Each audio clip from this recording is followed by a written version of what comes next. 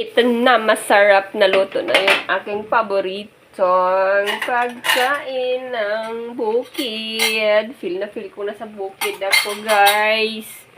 Pagkalamian, naluto na talaga siya. Finally. Kaya ini-slice ko yung kamuti ng ano ba? Maliliit lang para maluto ka agad.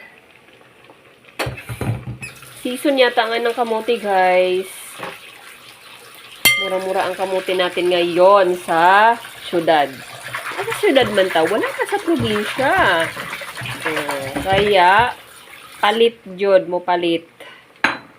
Kaya nakakamiss ang pagkain sa probinsya.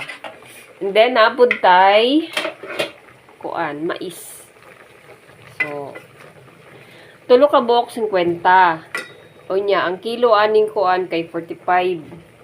So, gasto kita, no?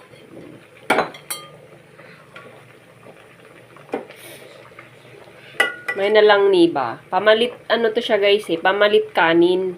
Pag ayaw magkanin, diba? Yung white rice, pwede ni siya. Kung nili ka mag white rice, o ni siya, pwede ni. Paulit-ulit, paulit-ulit.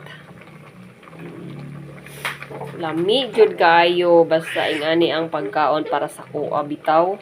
Bisig. Wala na siya yung mga kuan, fights na ni siya. Butangan rin ako na siya asin. Butangan rin ako na siya asin, guys. May lasa lang ng konti. Konti lang. Ang taga-bukid pog naong, oh. Kusog kayo mukhaon og kuan. Kusog kayo mukhaog ka ng pagkaon sa bukid ba? Mga kamuting kahoy. Kat-kat ng unggoy. Ay, mahug ka! Mahug ka, mahug ka, mahug ka. Unsay this one? Baba, mahug ka. Bala ka din mukhaon ko. Sa'yo pala yan? Sorry naman, sige.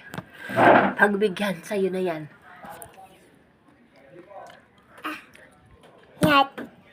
Kini na lang ako,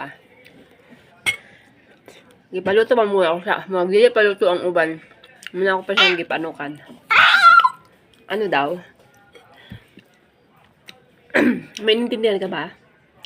May nintindihan ka? Wala. Wala. Sige na, babay na. Wala eh. Hey!